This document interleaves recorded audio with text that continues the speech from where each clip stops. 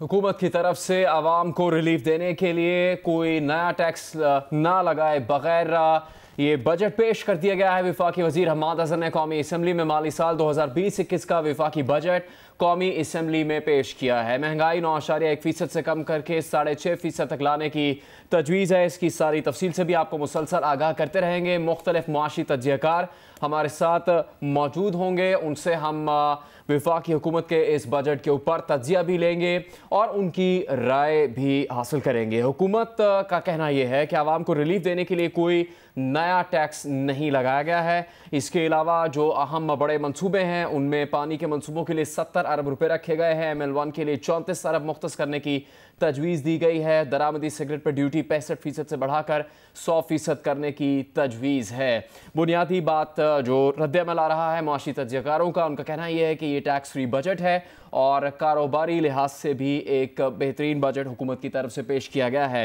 मज़ीद मुआशी तज्ज़ियाकारों का इस हवाले से क्या कहना है, उनसे हम तज्जिया भी लेंगे, उनकी राय भी आपके सामने पेश करेंगे।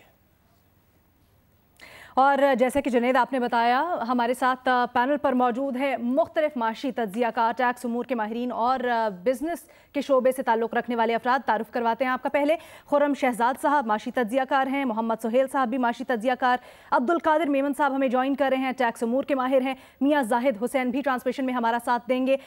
इनका बड़े बिजनेसमैन हैं मारूफ पाकिस्तान के, इनसे भी इनका तज्ज़िया हासिल करेंगे।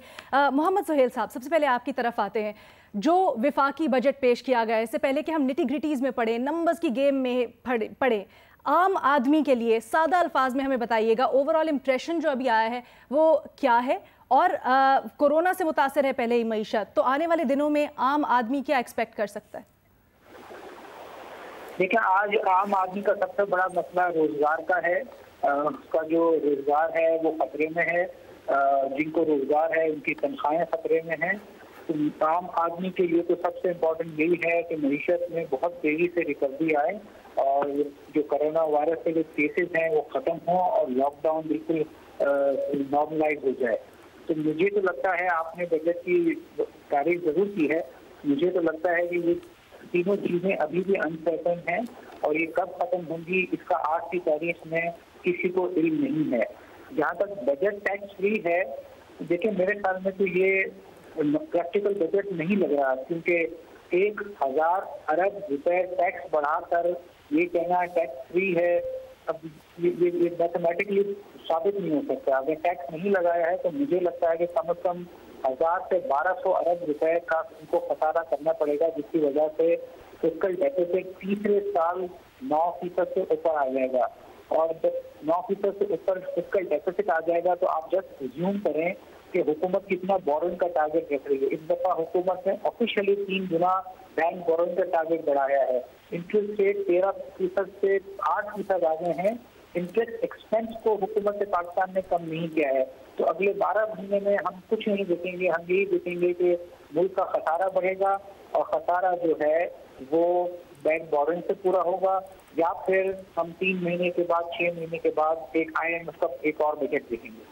ठीक है खुर्रम, आपके ख्याल से अब जो बात कह रहे हैं सुहेल के टैक्स नए नहीं लगाए गए, आपने भी शायद कुछ देर पहले बात की कि अगर नए टैक्स नहीं भी हैं तो जो मौजूदा टैक्स हैं उनमें किसी हद तक कमी की जानी चाहिए थी, चूँकि हर तबके से ताल्लुक़ रखने वाले जो लोग हैं उनको किसी न किसी किस्म के रिलीफ की ज़रूरत है। कोरोना वायरस से जो माशी असरात मुरतब हुए मुल्क में, क्या मौजूदा जो टैक्सेस हैं उनको कम किया जाना चाहिए? जी देखें, बिल्कुल जो हालात चल रहे हैं वो कहते हैं ना कि desperate measures need desperate times need desperate measures, क्योंकि ये हालात एज यूजुअल नहीं है और बजट में कोई एक्स्ट्राऑर्डिनरी चीज़ नज़र नहीं आई है। जैसे पहले हमारे जो इंडस्ट्रियस कलीग्स थे, इंडस्ट्रियल जो प्रोपोजिशंस रन करते हैं, उनके हिसाब से भी देखें जो ज़ीरो रेटिंग थी खासकर एक्सपोर्ट्स के लिए, वो भी उसकी भी कोई बात नहीं की गई है और एक्सपेक्ट भी ये किया जा रहा था कि टैक्सेस को कम किया जाएगा।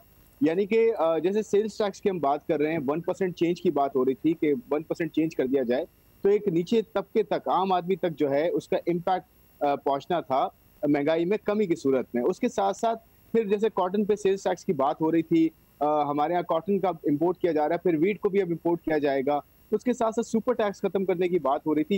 ये जो डिस्टॉर्शन थी टैक्सेस की जो ज्यादा लगी हुई थी, उनको कम करने या रैशनलाइज करने की भी बात हो रही थी, वो नहीं किया गया, number 1।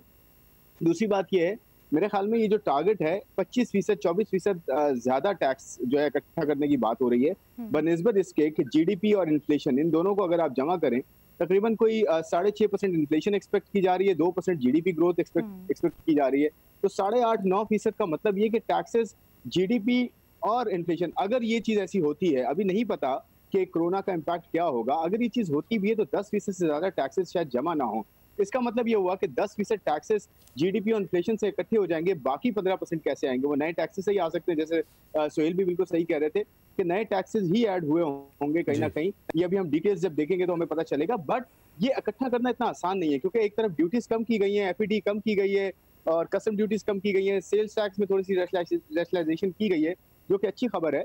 But at the same time jobs कैसे क्रिएट होंगी, महंगाई की शरह में कैसे कमी आएगी, सबसे बड़ी बात ये कि जो जीडीपी ग्रोथ है उसको कैसे जो है वो किक स्टार्ट किया जाएगा, ताकि ग्रोथ के साथ, इन्वेस्टमेंट के साथ, एक्सपोर्ट्स के साथ आहिस्ता आहिस्ता चीजें बेहतर हो, रोजगार क्रिएट हो, महंगाई में कमी हो और ओवरऑल जो है जीडीपी में जो है बेहतरी है, ताकि टैक्स इकट्ठा किया जाए। अदरवाइज बोरोइंग ही की जाएगी, मेरे ख्याल में बोरोइंग से ही जो है वो गैप को पूरा किया जाए। अच्छा, टैक्सेशन की हम बात करें तो कैरेट्स एंड स्टिक्स की बात करते हैं, लेकिन पहले ब्रीफली, क्योंकि इस बजट को खुसूसी तौर पर बिजनेस दोस्त बजट कहा जाता, तो जाहिद हुसैन साहब आप अर्ज कीजिएगा, क्या आपको लगता है पहली नज़र में क्या ये बजट जो बिजनेस करना चाहते हैं या कर रहे हैं ऑलरेडी, उनके लिए सहूलत फराहम करेगा इन पहले कोरोना ज़दा मईशत में? जाहिद हुसैन साहब, ठीक है, हम दोबारा राब्ता करेंगे, शायद राब्ता जाहिद साहब से मुनक़ता हो गया। सोहेल साहब, आपको क्या लगता है, क्या जो बिजनेसमैन हैं, जो अपकमिंग बिजनेसमैन हैं और मौजूदा, उनके लिए ईज ऑफ डूइंग बिजनेस इस बजट के बाद कितनी होगी?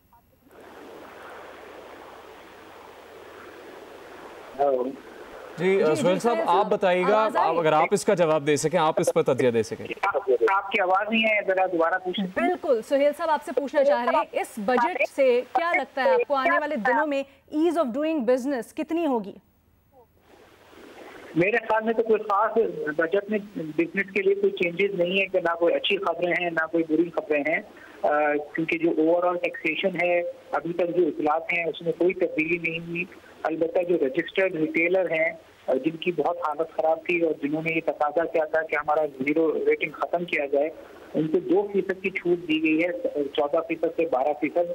और जिस तरह ये हुकूमत पिछले 2 माह से कंस्ट्रक्शन को बूस्ट करने के लिए सपोर्ट कर रही थी, तो सीमेंट में भी कोई 12 रुपए की पर बोरी में कमी की गई है, मगर इसके अलावा कोई बहुत ज्यादा मेजर इंडस्ट्री के लिए नहीं लिए गए। तो हम तो यही कहेंगे कि जो ये बजट है बिजनेसमैन के लिए न्यूट्रल है, ना बहुत अच्छी बातें हैं ना बहुत उसमें खराब बातें हैं, मगर जिस तरह मैंने पहले कहा था कि सबसे बड़ा खतरा है वो फिस्कल डेफिसिट का है, जो उन्होंने एड्रेस करने की कोशिश नहीं की, और अगर ये एड्रेस नहीं किया गया तो आने वाले दिनों में in spite of the fact कि मुल्क के हालात खराब हैं, रिसेशन है, मुझे लगता है कि टैक्सेस लगाए जाएंगे, क्योंकि वरना जो 7% का फिस्कल डेफिसिट है वो कम। तो सोहेल साहब, आप ये कहना चाह रहे हैं कि जिस वक्त कोरोना वायरस के असरात मुरातब नहीं थे मईशत पर, उस वक्त जो वफाकी बजट में टैक्स का हदफ था उसको हासिल करना मुश्किल हो रहा था, तो अब उससे भी ज़्यादा मुश्किल होगा और फिर नया टैक्स भी नहीं लगाया, आप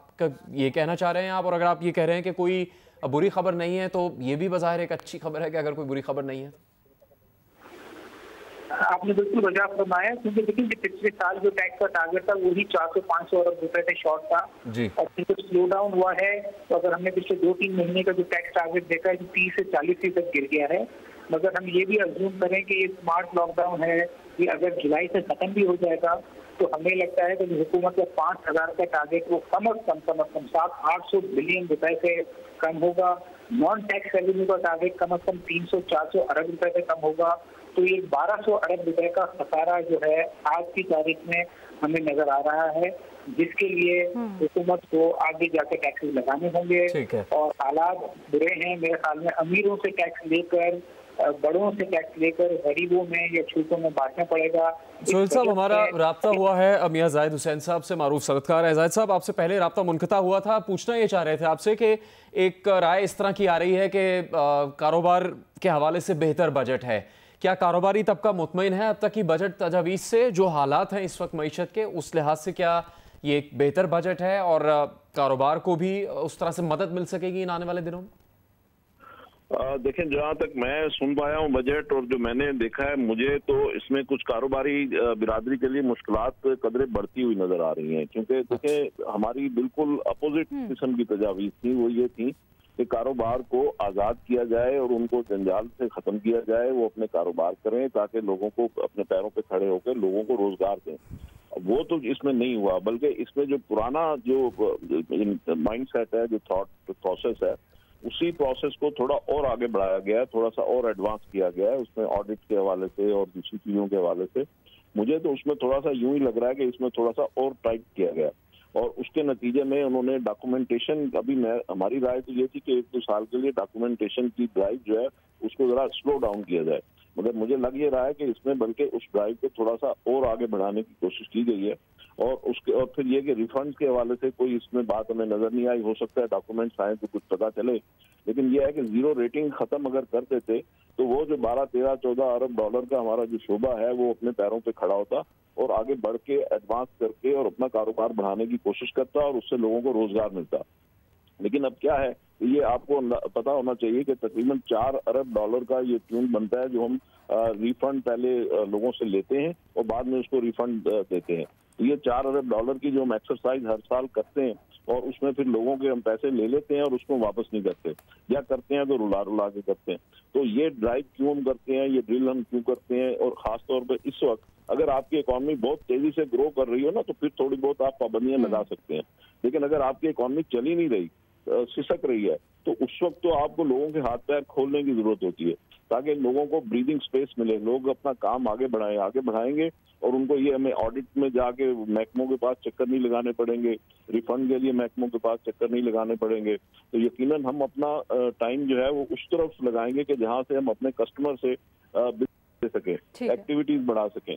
तो इस वक्त जो है, जब हम देख रहे हैं कि लोग बेरोजगार होने जा रहे हैं और गुर्बत बढ़ती चली जा रही है, इकॉनमी हमारी मेल्ट डाउन हो रही है, तो ऐसी और हमने कर्जे वापस करने हैं लोगों के, तो ऐसी सिचुएशन में जरूरत इस चीज की है कि आप अपनी बिजनेस कम्युनिटी को, हर शख्स को, चाहे वो खोंचे वाला हो, रेडी वाला हो, दुकानदार हो, बड़ा बिजनेसमैन हो, उससे बड़ा सनतकार हो, कारपोरेट सेक्टर हो, हर शख्स के हाथ पैर खोलिए, हर इदारे को खोलिए ताकि वो अपना कारोबार करे और लोगों को रोजगार प्रोवाइड करे। जब हम ये कर चलेंगे तो फिर आप देखिएगा कि हमारा मुल्क जो है 2-3 महीने के अंदर अंदर अपने पैरों पे खड़ा होता आपको नजर आएगा। तो हमें वो एक फिजा दरकार थी कि जिसमें लोगों को बकअप हम मैसेज दे सकें और लोगों को एक ब्रीदिंग स्पेस दे सकें। वो एनवायरनमेंट और वो फिजा अगर हम दे पाते तो यकीनन इससे बहुत ही बेहतर होता। फिर एक चीज और है, गवर्नेंस के इश्यूज। आप देखिए कि हम तकरीबन 1000 अरब रुपए के रेवेन्यू कलेक्ट करके और उनको जाया कर देते हैं। वो जाया कहाँ करते हैं? हम स्टील मिल में जाया करते हैं, रेलवे, जाहिर है कि हमारा मनी है ना जो हम रेवेन्यू की शक्ल में देते हैं, वो हम रेलवे में जाया करते हैं, PIA में जाया करते हैं, स्टील मिल में जाया करते हैं, वापडा में जाया करते हैं।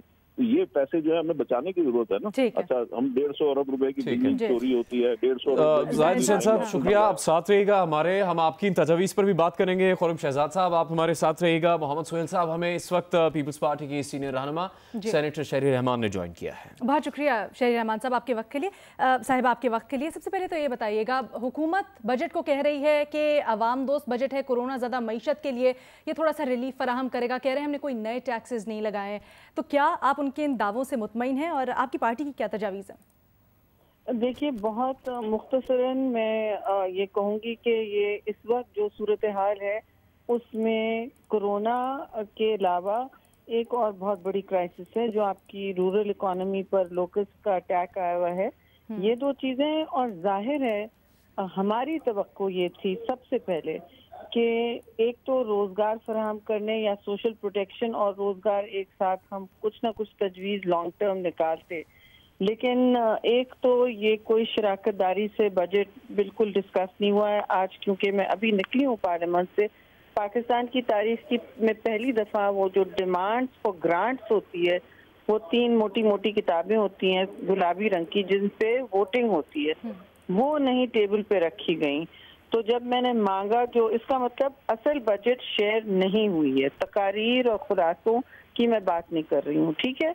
और वो बजट डॉक्यूमेंट बाद में जाते जाते, क्योंकि मैंने फ्लोर पे पूछा, उन्होंने कहा कि जी ये अब फ्लॉपी डिस्क छोटे से डिस्क पर है। ये बिल्कुल गलत है। वो बेशक डिस्क पे होगा, बाद में देखते हैं, लेकिन पार्लियामेंट तो उसी वक्त अपने डेस्क पर देखती है, वहीं से कट मोशन बनाती है, वहीं से वोटिंग होती है। एक तो ये बात हुई कि जिस बिल्कुल गैर नॉन ट्रांसपेरेंट ये तरीके से बनी है, ना कमेटियों को, फाइनेंस कमेटियों को ऑन बोर्ड लिया गया, ना कोई डिस्कशन हुआ। जहां हम बिजनेस कम्युनिटी, ताजरान और उनको भी बुलाते हैं, प्लानिंग कमेटी में हम बिजनेस कम्युनिटी, ताजरान और मजदूर तबके से भी डिस्कशन करते हैं, और इस वक्त फार्मर्स के भी हम नुमाइंदों से बात करना चाह रहे थे। ये इन्होंने मौजू नहीं समझा, तो सॉरी टू से ये कोई खास बजट नहीं है। मेरी आपको वाज़ेह प्रेडिक्शन ये है कि ये हर 3 महीने रोलिंग बजट निकालेंगे। ये एक अकाउंटिंग एक्सरसाइज है जो इन्होंने IMF के साथ बैठ के की है।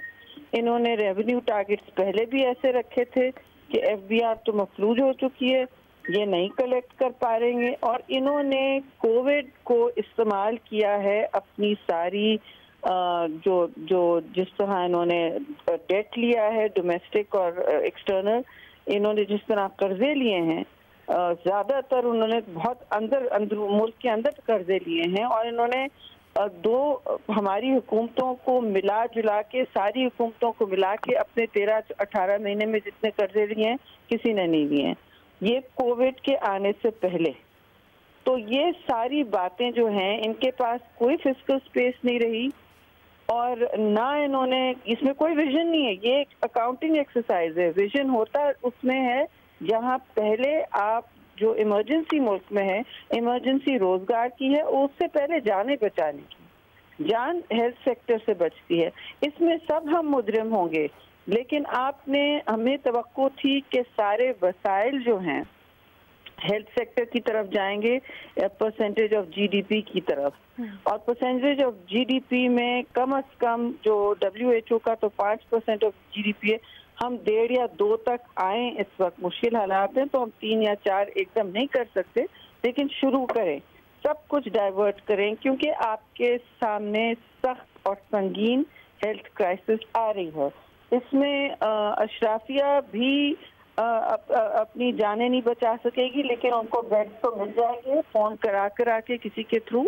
लेकिन जो इस वक्त सूरत हाल यहाँ गरीब आवाम की है, जिनको कटौतियों का सामना करना पड़ रहा है, ये इस वक्त लोगों को जॉबलेस कर रहे हैं, जब इनको रोजगार का इंतजाम करना चाहिए। ये लॉकडाउन नो लॉकडाउन की डिबेट ही नहीं है।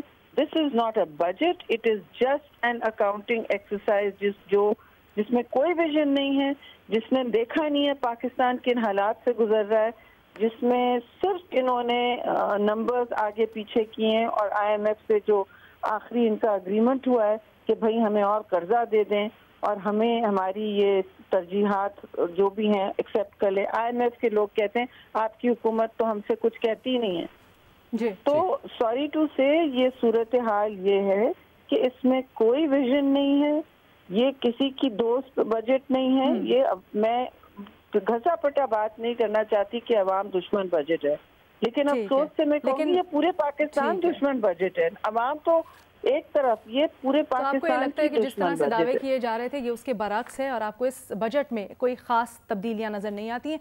बहुत शुक्रिया शहरी रहमान साहब आपके वक्त के लिए। अभी इस्लामाबाद लिए चलेंगे बराह रास्त, जहां पर ख्वाजा आसिफ साहब गुफ्तगू कर रहे हैं, उसके बाद ट्रांसमिशन आगे बढ़ाएंगे। नवाज शरीफ ने जो निजकारी की उसमें कोई हड़ताल हुई हो, कोई हड़ताल नहीं हुई। हजारों लोग जो हैं उनको गोल्डन हैंडशेक दिया गया, वो लोग अपने अपने घरों में देखे। मैं निजकारी कमीशन का यहाँ पे चेयरमैन था, लोगों ने अजरकें बनाई, टोपियां पहनाई, खुशी खुशी से लोग घर गए। हमने इस तरह नहीं है कि रात को बस लोग सोए हैं, सुबह उनको नौकरी बर्खास्त कर दिया गया। हम इस पे खिलाफ हैं, इस प्रोसेस के खिलाफ हैं, लेकिन असूलन हम निजकारी के खिलाफ नहीं है। जो ट्रांजैक्शन टू ट्रांजैक्शन जो है हम कमेंट देंगे निजकारी के ऊपर।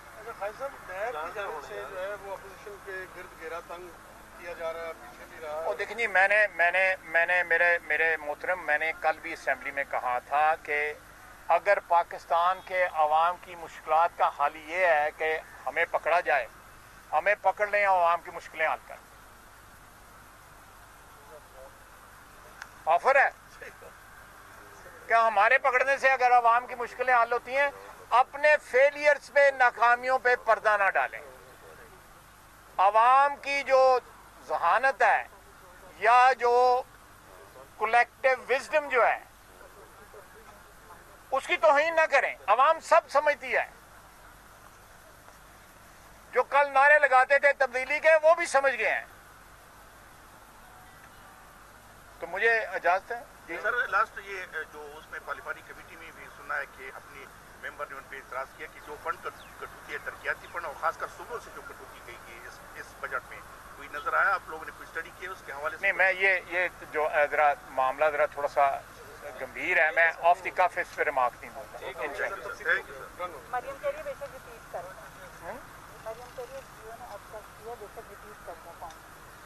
फिगर्स हैं,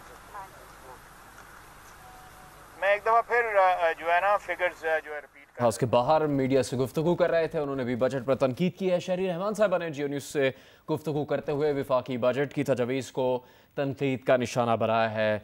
खुर्रम शहजाद माशी तज्ज़ियाकार और मोहम्मद सुहेल साहब सीनियर माशी तज्ज़ियाकार हमारे साथ मौजूद है। इससे पहले मियां जाहिद हुसैन मारूफ सनतकार साबिक चेयरमैन काटी उनसे बात कर रहे थे। उन्होंने कुछ तजावीज़ भी दी और कुछ तहफ़्फ़ुज़ात का इजहार भी किया। खुर्रम, आपके ख्याल से उनका कहना ये था कि इस वक्त जो माहौल है काफ़ी मुश्किलात वाला है, तो उसमें पाबंदियां कम से कम होनी चाहिए, खुलकर कारोबार करने का माहौल पैदा होना चाहिए ताकि फिर कारोबार को तहफ़्फ़ुज़ मिलेगा तो रोज़गार को भी तहफ़्फ़ुज़ मिल सकेगा। क्या इस तरह से मुमकिन था? इस बजट में हुकूमत के लिए किया जा सकता था ऐसा कोई रिलीफ का सामान के कारोबारी तबका इससे ज़्यादा मुतमईन होता? जी बिल्कुल किया जा सकता था। देखें, लार्जली अगर बजट को देखा जाए तो कंस्ट्रक्शन इंडस्ट्री से रिलेटेड कुछ मुराद हैं, उसमें स्टील सेक्टर पे है, सीमेंट सेक्टर पे है, कुछ कैपिटल गेन्स में कमी की गई है। बट देखिए फ्रैंकली ये कोई एक्स्ट्राऑर्डिनरी जो है वो स्टेप्स नहीं है जो एक्सपेक्ट किए जा रहे थे given the situation in hand कि इस वक्त हम कोरोना से अफेक्टेड हैं। हमारी जीडीपी ग्रोथ 68 सालों में जो है वो नेगेटिव हुई है और आने वाले दिनों में, आने वाले क्वार्टर्स में भी लगता नहीं है कि बहुत ज़्यादा ग्रोथ या टर्न अराउंड आएगा। तो बजट एक ऐसी चीज़ है जिसमें जो एलोकेशंस होती हैं उसको थोड़ा सा एक्स्ट्राऑर्डिनरी होना चाहिए। यानी कि टैक्सेस को जो है मेनली कट होना चाहिए और इंसेंटिव्स को ज़्यादा होना चाहिए। ये अलग बात है कि फंड कहाँ से किया जाएगा उसको। देखें, इसमें एक बड़ी इंटरेस्टिंग चीज़ देखने की ये है कि अगर आप पीएसडीपी एलोकेशन देखें जो कि डेवलपमेंट आपका बजट होता है वो एक्चुअली 18% कम है। अगर आप लास्ट रिवाइज्ड एस्टिमेट से देखें 18% नेशनल जो पीएसडीपी है टोटल वो 18% कम है और आपका टैक्स जो है वो 27% ज़्यादा एक्सपेक्टेड है। तो ये कैसे हो सकता है कि आप 27% टैक्स ज़्यादा एक्सपेक्ट करें जो कि इन इट सेल्फ रियलिस्टिक शायद नहीं है, और आप ये एक्सपेक्ट करें कि हम डेवलपमेंट की तरफ कम जो है पैसा रूट करेंगे, तो वो फिर वो किस तरफ जाएगा? अगर डेवलपमेंट हमें इस वक्त ज़्यादा ज़रूरत है डेवलपमेंट की, तो मेरे ख्याल में टैक्सेस की एलोकेशन को वैसे कम होना चाहिए था, एक्सपेक्टेशंस को कम होना चाहिए था। जो भी टैक्सेस आते उनको ज़्यादा हम डाइवर्ट करते डेवलपमेंट की तरफ, जो कि हमने जो है वो कम किया है। और ये अच्छी चीज़ है कि हमने सैलरीज और पेंशन में इजाफा नहीं किया, बट हमें ये रिलीफ के लिए एक्स्ट्रा ऑर्डनरी चीज़ें चाहिए थी जिसमें ओवरऑल टैक्स में कमी थी और खासकर इनडायरेक्ट टैक्सेस में, जिसमें सबसे बड़ा कंपोनेंट जो है वो सेल्स टैक्स का है। फिर विथहोल्डिंग टैक्स पे थोड़ा सा बहुत काम किया गया। देखिए थोड़ा बहुत पैचवर्क किया गया है ऐसा लग रहा है, कोई एक्स्ट्राऑर्डिनरी चीज़ अभी तक नजर नहीं आई है जो कि रिक्वायर्ड थी, जिसकी वजह से ये हो सकता था कि डेफिसिट आपको देखें इन एनी केस डेफिसिट तो करना है आपने। आज भी आपका 1 ट्रिलियन से ज्यादा का डेफिसिट जो है वो मतलब एडिशनल होना है। 3.4 ट्रिलियन 3.12 ट्रिलियन तक का आपका डेफिसिट वैसे भी होगा। तो इस डेफिसिट को जब हम कर ही रहे हैं तो क्यों ना हम उसको जो है डेवलपमेंट की तरफ लगाएं, क्यों ना रिलीफ एफर्ट्स की तरफ लगाएं, क्यों ना इंडस्ट्रीज को जो है वो टैक्स कम की सूरत में जो है वो मुराद दें, क्यों ना हम जो है वो यूटिलिटी कॉस्ट को कम करें, क्यों ना हम इंटरेस्ट रेट्स को कम करें। तो देखिए थोड़ा सा ये फाइनेंशियल मैनेजमेंट एक्स्ट्राऑर्डिनरी करनी पड़ेगी, अदरवाइज एक और बजट आएगा कुछ अरसे बाद आप देखेंगे फिर उसी में रद्दोबदल होगा, उसमें फिर दोबारा से जो है वो नए स्टेप्स लेने पड़ेंगे। तो क्यों ना आज ही ले लिया जाए, या जब तक ये बजट अप्रूव होता है उसमें क्यों ना ऐसी चेंजेस की जाएं जो कि हम सारे बात करते आए और हम एक्सपेक्ट करते आए। ठीक है, खुर्रम हमारे साथ ही रहेगा। इसी दौरान हमें मुस्लिम लीग नून के रहनुमा हैं मोहम्मद ज़ुबैर साहब, उन्होंने ज्वाइन किया है, उनके कमेंट्स भी लेते हैं। मोहम्मद ज़ुबैर साहब, कहा गया है कि इस बजट का खासा ये है कि टैक्स फ्री है और जो रोज़गार फराहम करेगा जो हमारी कोरोना ज़दा मईशत है उसको, तो क्या आपको लगता है जो हुकूमत दावे कर रही है वो मुतमईन कर पाए हैं आज की बजट तकरीब में? मतलब मैं अगर आपके स्टूडियो में बैठा होता तो मैं जब बजट स्पीच सुनता था तो मुझे बाकायदा ऐसा लगता था कि कॉमेडी चल रही है। एक तो ये होती है क्रेडिबिलिटी बिल्कुल खत्म हो चुकी है इस हुकूमत की, कि 2 बजट्स पेश किए थे अलीना।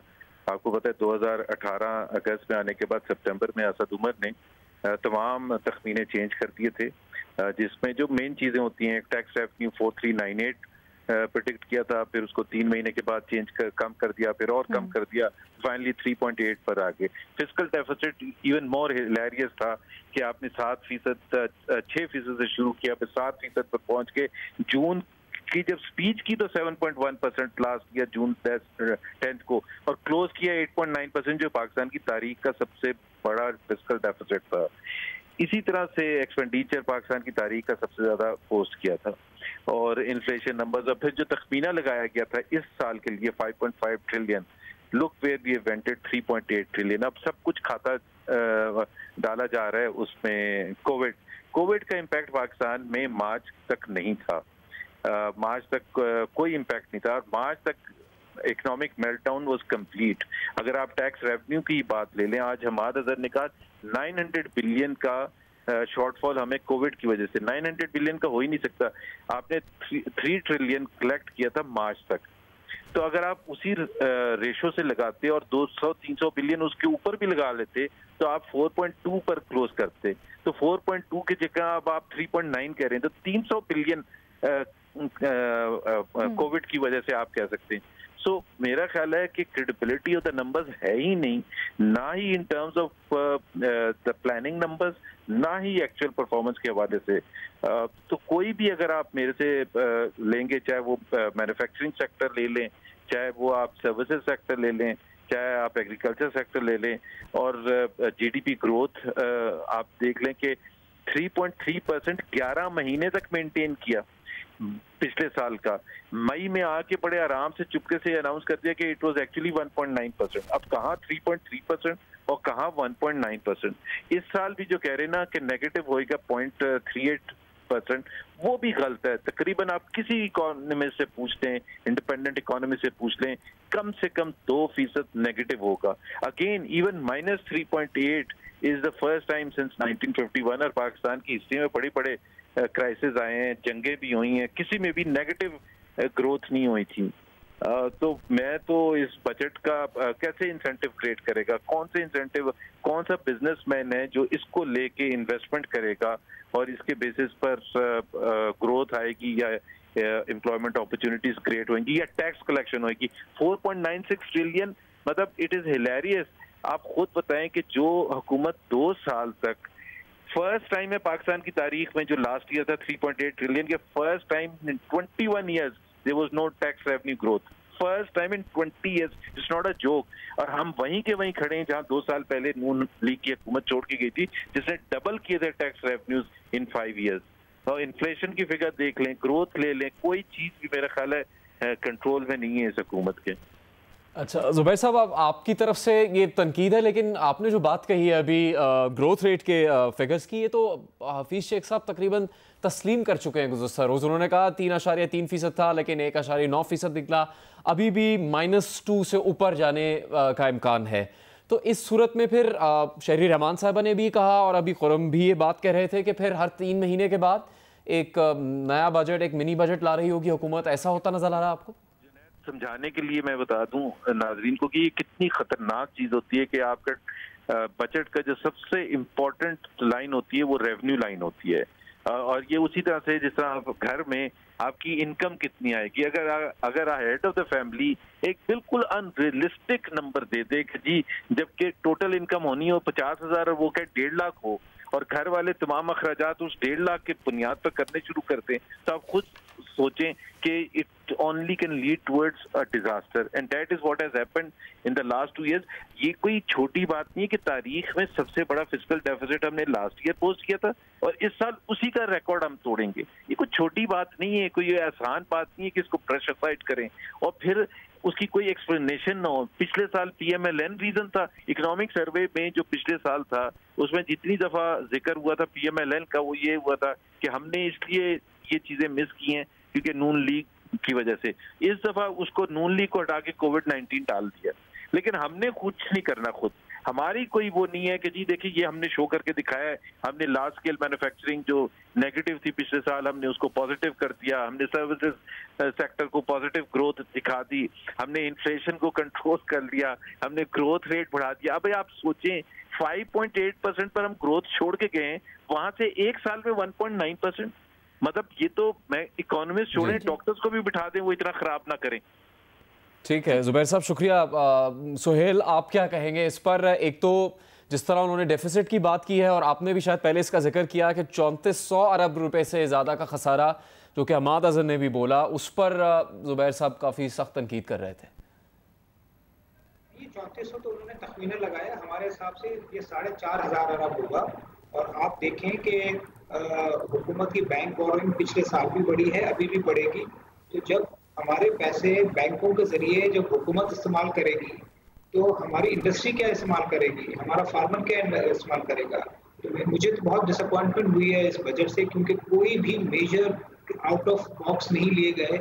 लेकिन ये हालात बहुत बुरे हैं। एक वो काम बहुत अच्छा किया है कि उन्होंने तनख्वाहें और पेंशन नहीं बढ़ाई है, जिसकी वजह से खर्चे नहीं बढ़ेंगे, मगर रेवेन्यू का जो गैप है उसके लिए उनको अमीरों पर, सुपर रिच इंडिविजुअल्स पर टैक्स लगाना चाहिए था। महंगी गाड़ियों पे, बहुत बड़ी बड़ी लग्जरी बैंगलोर्स पे उन्हें टैक्स लगाना चाहिए था। और वो जो टैक्स की आमदनी थी वो कोविड से मुतासिर लोगों पे खर्च करनी चाहिए थी, मगर उन्होंने आई थिंक ऑप्टिक्स के लिए कि हमने कोई टैक्स नहीं लगाया, ये बजट प्रेजेंट कर दिया। और मैंने आपको कहा, खुर्रम ने भी इसकी तायद की कि 1000 से 1200 अरब रुपए का खसारा जो है इस बजट में छुपा हुआ है, जिसको शायद उन्होंने अभी नहीं बताया। ठीक है सुहेल साहब, हमारे साथ ही रहेगा। इसी दौरान हमें सनतकार सिराज कासिम तेली साहब ने भी ज्वाइन किया है। तेली साहब, पहली लुक में आपको क्या लगता है, जो हुकूमत दावे कर रही थी, क्या वो दावे उनसे मुतमईन हैं आप? और क्या आपको लगता है कि आने वाले दिनों में कोरोना की सूरत हाल को मद्देनजर रखते हुए कुछ आसानियां पैदा की गई हैं खुसूसन इंडस्ट्री के लिए? मैं ये समझता हूँ कि ये जो बजट आया है इसमें इन्होंने पता नहीं कितनी दफा कोरोना का जिक्र तो किया है, मगर ये कोरोना को ये सामने रख के बजट नहीं बनाया और ना ही कोई ऐसी रिलीफ दी है जो ये इन्होंने कहा कि रिलीफ है। और इन्होंने कहा था कि कोई नया टैक्स नहीं लगेगा, इसका मतलब ये निकला कि कोई नए नाम से टैक्स नहीं लगाएंगे, पुराने टैक्सेस में बढ़ाने पे छूट है। अब इन्होंने बड़े रद्दोबदल किए, काफी जगहों पे टैक्स बढ़ाए भी है और काफी जगहों पे कम भी किए। अब कम वो किए जो इन्होंने कस्टम ड्यूटीज, आरडीज वगैरह बढ़ाई थी लास्ट ईयर, वो कम की है। जो और इसी तरह विद होल्डिंग टैक्स में कहीं कम कहीं ज्यादा किया है। इनका फोकस मेन रहा है कंस्ट्रक्शन इंडस्ट्री पे, वहाँ सीमेंट पे फायदा किया है। कंस्ट्रक्शन इंडस्ट्री किसी तरह भी इनको चलानी है, इसलिए कि इनका मंशूर है हाउसिंग का। और दूसरा इन्होंने फोकस किया है टूरिज्म पे, वो भी खान साहब का फेवरेट है।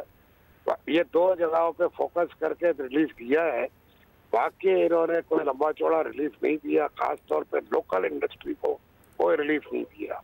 मुझे ऐसा लगता है कि ये 1-2 महीने के बाद ये बहुत सारी इंडस्ट्रियां, कोरोना वायरस तो गया नहीं है कहीं और इनके हिसाब से शायद चला गया हो, तो कोरोना वायरस के साथ रहते हुए और जो लॉकडाउन में लोगों ने नुकसान उठाया है उसमें कोई रिलीफ इन्होंने नहीं दिया। और मैं इस बात पे श्योर हूँ कि 6 महीने और निकाल दे आप, और अल्लाह ना करे अगर ये कोरोना बढ़ता है और लॉकडाउन होता है तो वैसे ही इनका बजट बड़ा एम्बिशियस है, गलत है, वो मिलने का नहीं है। जो इनके हदफ है 3900 का और जो भी इन्होंने प्लानिंग की है, ये सिर्फ फिगर्स है, वो 9 महीने को देख के जिसमें कोरोना का इम्पैक्ट नहीं था।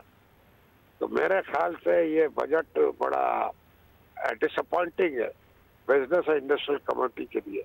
तो जैसा होना चाहिए, रिलीफ होनी चाहिए, कम होती मगर अक्रॉस द बोर्ड रिलीफ होती, ताकि सारे लोग अपने इंडस्ट्रियों को, अपने बिजनेसेस को, अपने इम्पोर्टर एक्सपोर्टर अपने बिजनेस को बचाते हैं।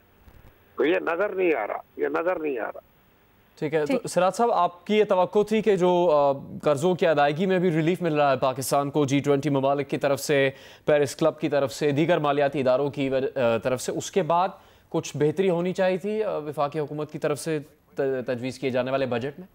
यही चेक करना है IMF ने भी 1 साल के लिए मौका कर दिया जी, और G20 ने भी किया, और मैं समझता हूँ बाकी भी कर्जे आपके मौखर हो जाएंगे।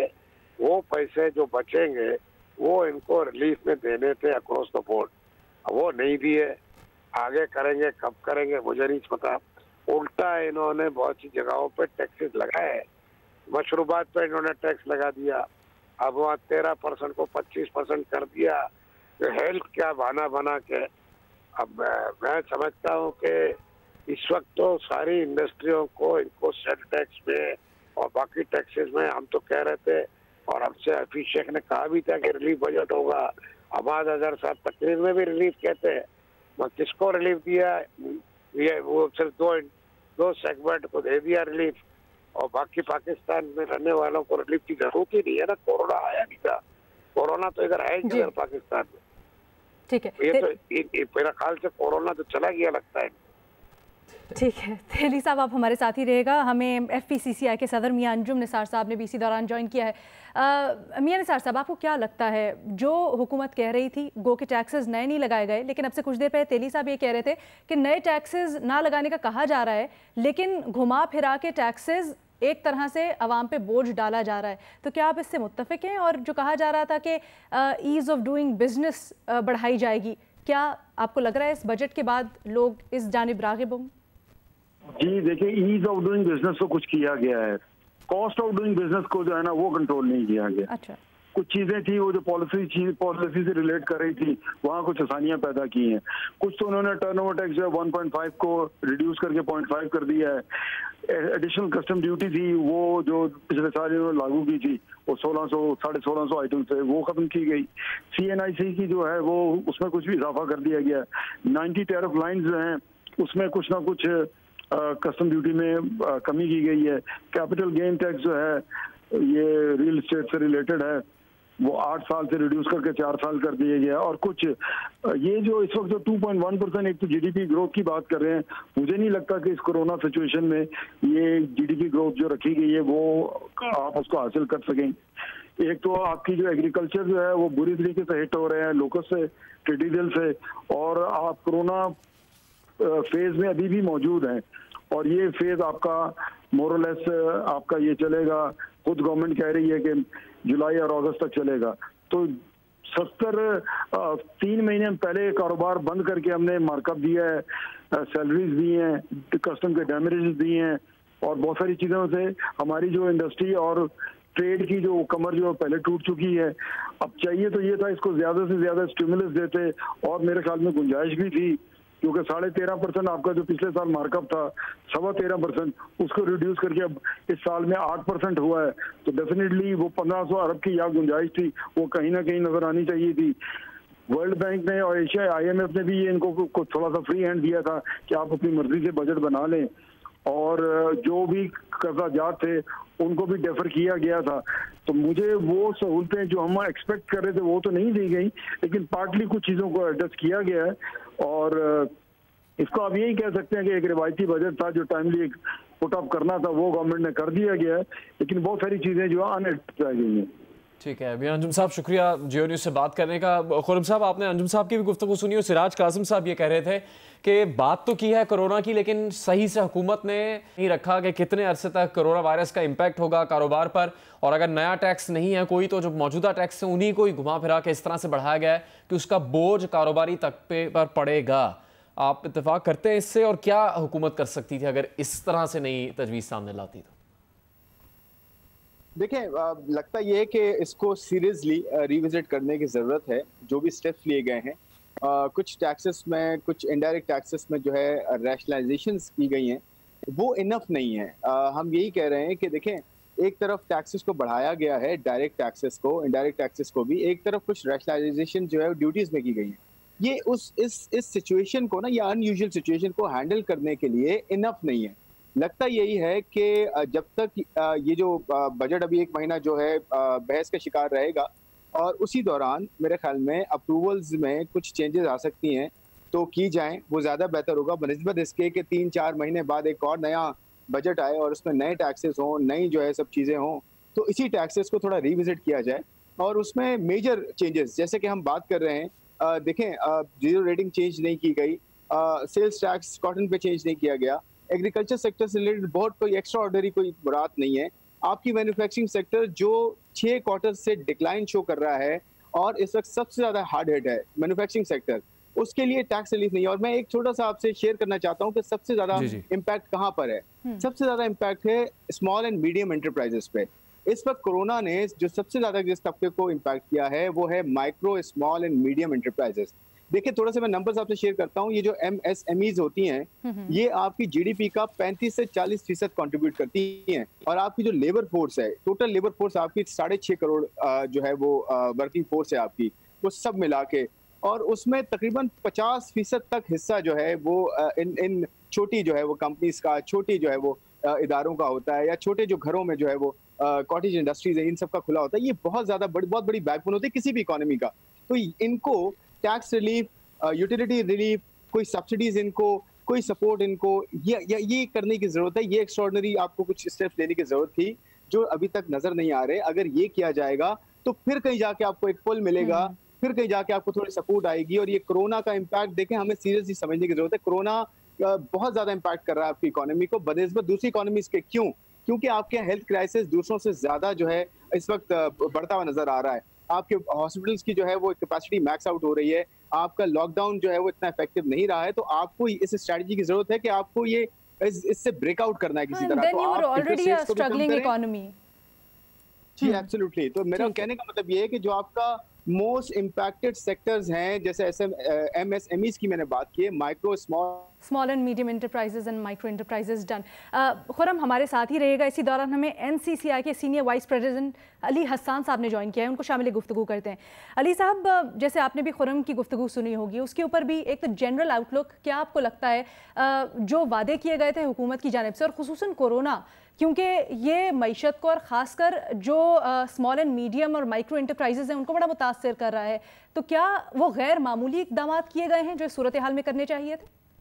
Thank you very much for taking me live. मैं थोड़ी सी करेक्शन करता हूँ, it's LCCI Lahore chamber, senior vice president Lahore chamber, not Multan, Lahore chamber. No, that's what we said, yeah. जी। अच्छा, जो बजट आया जी, हमने तो जो लाहौर चैम्बर से रिकमेंडेशंस भेजी थी दे वर टोटली डिफरेंट। हमारी थी कि आप रेवेन्यू जनरेशन की तरफ तो जा रहे हैं, टैक्स तो आपका तब इकट्ठा होगा अगर आप एम्प्लॉयमेंट क्रिएशन करेंगे। अब जो कोविड आया है, कोरोना, उसके बाद आपकी टोटल डिमांड वर्ल्ड ओवर चीजों की चेंज हो गई है। अब एसेंशियल्स की डिमांड आ गई है, जिसमें नंबर 1 पे फूड है। तो हमने गवर्नमेंट को ये रिकमेंड किया था कि आप इस वक्त फूड एक्सपोर्ट इमरजेंसी डिक्लेयर कर दें। हलाल फूड जो है उसकी $1 ट्रिलियन की ग्लोबल मार्केट है, पाकिस्तान उसमें अराउंड $200 मिलियन पे है। तो हमें इस वक्त इन चीजों पे फोकस करना चाहिए। आप फूड सेक्टर को बिल्कुल GST से 0% GST कर दें। जो एक्सपोर्ट करता है हलाल फूड की या राइस की या बाकी आइटम्स की, आप उसको एक्सपोर्ट रिबेट दें वैल्यू एडिशन के ऊपर। तो इस तरह की हमने रिकमेंडेशंस की थी। प्लस हमने IT पे इनको बहुत बोला था कि आप फोकस करें कि हमारी जो नेबरिंग कंट्री है इंडिया, वो $100 बिलियन के ऊपर चली गई IT एक्सपोर्ट्स के ऊपर, जबकि हम बहुत लैग बिहाइंड कर रहे हैं इसके ऊपर। ये एक ऐसा पोटेंशियल एरिया था, बिकॉज अब कोरोना के बाद आपको लोग लग्जरी आइटम्स खरीदते नजर नहीं आएंगे, आपको एसेंशियल आइटम्स की डिमांड पैदा हो रही है ग्लोबली। तो इस पे हमें एकदम से अपना गवर्नमेंट को भी और हमारी बिजनेस कम्युनिटी को भी स्विच करना चाहिए उस तरफ जो एसेंशियल डिमांड है। तो हमने तो इन चीजों की डिमांड की थी। ये चीजें, आपकी एक्सपोर्ट इंक्रीज होगी, आपकी इकोनॉमी चलेगी, आपकी इंडस्ट्री चलेगी, तो गवर्नमेंट रेवेन्यू जनरेशन कर सकती है। तो हमारा तो सारा लाहौर चैम्बर का फोकस इस दफा की बजटरी प्रपोजल्स में था कि आप एक्सपोर्ट इमरजेंसी डिक्लेयर करें एसेंशियल आइटम्स की। इवन टेक्सटाइल के अंदर भी आप अलाउ करें कि वो PPEs को एक्सपोर्ट कर पाए। जो कोविड रिलेटेड टेक्सटाइल आइटम्स हैं, मेडिकेटेड बेड शीट्स, इन चीजों की तरफ हमें अपनी सारी तवज्जो कर देनी चाहिए। Corona is the buzz word right now for export, और इसकी तरफ हमें अपनी सारी तवज्जो कर देनी चाहिए। और दूसरा हमने कहा था कि जोन सी इंडस्ट्री BMR करती है, बैलेंसिंग मॉडर्नाइजिंग रीस्ट्रक्चरिंग, या वो नया बिजनेस सेटअप करना चाहती है, तो इक्विटी इंजेक्शन के ऊपर उनको बहुत ज्यादा फैसिलिटेशन दी जाए। नो क्वेश्चन आस्क्ड, लोग ताकि इन्वेस्टमेंट करें और इक्विटी इंजेक्ट करें इस वक्त। इंडस्ट्री के अंदर। ठीक है, तो वो शराइत भी उस तरह से नरम नहीं की गई, आप कहना चाह रहे हैं। अभी तो बजट डॉक्यूमेंट हमारे पास पूरी तरह आया नहीं है, अभी तो हमने स्पीच ही सुनी है। ठीक है, आई बिलीव, आई प्रे कि अली साहब आपकी तजवीज़ पे ही आगे बात करेंगे। सुहेल साहब आपसे कमेंट लेंगे, लेकिन सिराज कासिम साहब अगर आप हमारे साथ हैं तो आपने तनकीद की कि मशरूबात पर टैक्स बढ़ा दिया गया है। जो अली हसाम साहब कह रहे हैं कि एक्सपोर्ट इमरजेंसी लगानी चाहिए थी हुकूमत को बजट में, आप इससे इत्तेफाक करते?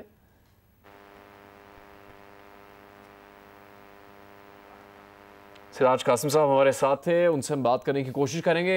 सुहेल साहब, आपकी क्या राय है इस एक्सपोर्ट इमरजेंसी वाले मशवरे पर? और साथ ही अली हसाम साहब ने यह भी कहा कि जो नया कारोबार शुरू करना चाहते हैं इस दौरान, उनको किसी तरह से हुकूमत को ज़्यादा से ज़्यादा सहूलत फराहम करनी चाहिए थी। सुहेल साहब भी इस वक्त हमारे साथ मौजूद नहीं है। खुरम से हम ये सवाल करेंगे। खुरम, आपकी राय क्या है इसके साथ? बाद हम इशफाक तोला साहब से भी बात करेंगे। जी, अगर आप प्लीज़ सवाल थोड़ा सा रिपीट कर दें। खुरम, अलीना ने उनसे पूछा, अली हसाम साहब से, तो उन्होंने कहा कि एक तो एक्सपोर्ट इमरजेंसी लगा सकती थी हुकूमत, क्योंकि हलाल मार्केट की बहुत बड़ी एक बिजनेस अपॉर्चुनिटी मौजूद है, पाकिस्तान ये काम कर सकता था। और फिर जो नया कारोबार शुरू करना चाहते हैं इस दौरान या कर सकते हैं, तो उनको हुकूमत मुकम्मल तौर पर सपोर्ट करती, उनके ऊपर शराइत ना लगाती, उनके ऊपर पाबंदियां ज़्यादा ना लगाती, उनसे ज़्यादा सवाल ना पूछती। इस तरह की कोई पॉलिसी लानी चाहिए थी, किया जा सकता था इस तरह?